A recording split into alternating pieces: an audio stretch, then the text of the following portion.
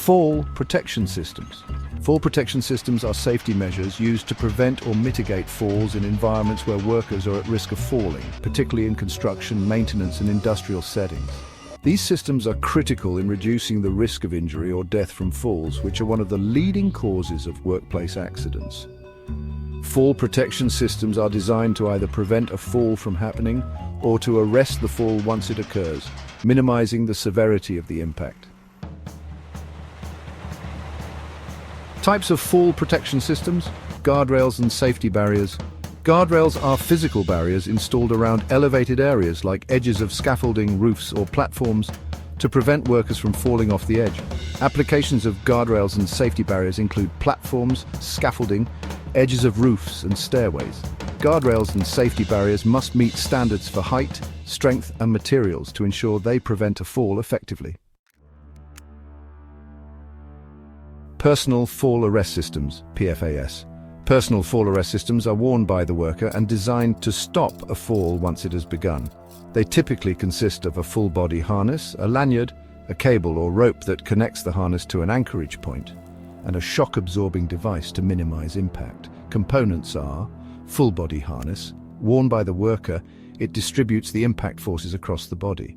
Lanyard connects the harness to an anchor point and may include a shock absorber to reduce fall impact. Anchor point, a secure point to attach the lanyard, such as a beam or structural element. Applications are working at heights, like roofs, towers, and elevated platforms. Personal fall arrest systems must be able to stop the fall within a specific distance, typically 6 feet. Safety nets. Safety nets are positioned below a working surface to catch a worker in the event of a fall. They are commonly used in construction sites, especially on large projects like skyscrapers or bridges.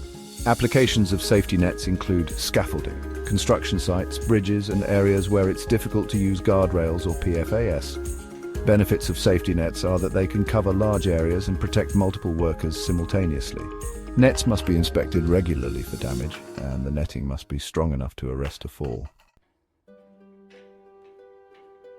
Work positioning systems. These systems allow workers to be supported at a work position without having to hold onto a structure. They are commonly used for tasks that require both hands to be free, such as maintenance work on high structures or towers. Components are positioning belt or harness. A special belt or harness is used to secure the worker in place. Lanyard.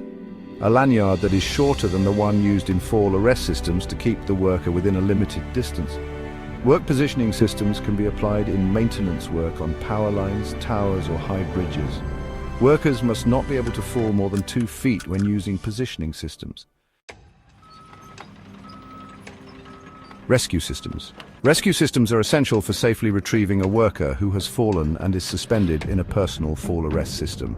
They are designed to act quickly to prevent suspension trauma, a condition caused by being suspended in a harness for too long. Components of rescue systems are rescue equipment, includes ropes, winches, or mechanical devices designed to lift the worker to safety. Rescue plans, a clear plan that ensures timely rescue in the event of a fall, including how to access the fallen worker and how to remove them quickly and safely. Rescue systems can be applied in high-rise construction, confined spaces, or any area where workers are exposed to fall hazards. Rescue systems should be part of a comprehensive fall protection plan with clear roles and responsibilities for rescue personnel. Floor and wall openings. Installing protective barriers around floor or wall openings to prevent workers from accidentally falling through. These may include covers, guardrails, or screens that secure holes or gaps in the floor or walls. Floor and wall openings can be applied to construction sites, factories, and warehouses. Openings should be covered with secure, strong materials to prevent workers from stepping or falling into them.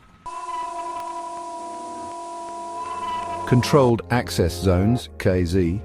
A controlled access zone is a restricted area where fall hazards are present but where workers are allowed to enter only under specific conditions, often without the need for full fall protection.